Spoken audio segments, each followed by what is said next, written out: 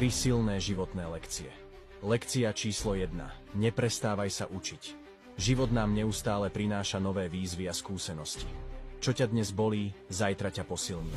Využi každú prekážku ako príležitosť na rast a nezabúdaj, že najväčšími učiteľmi sú často tie najťažšie chvíle. Nie je hanba padnúť, hanba je nevstať. Lekcia číslo 2. Vzťahy sú najväčší poklad. Hodnota tvojho života sa nemeria tým, čo vlastníš, ale tým, koho máš pri sebe.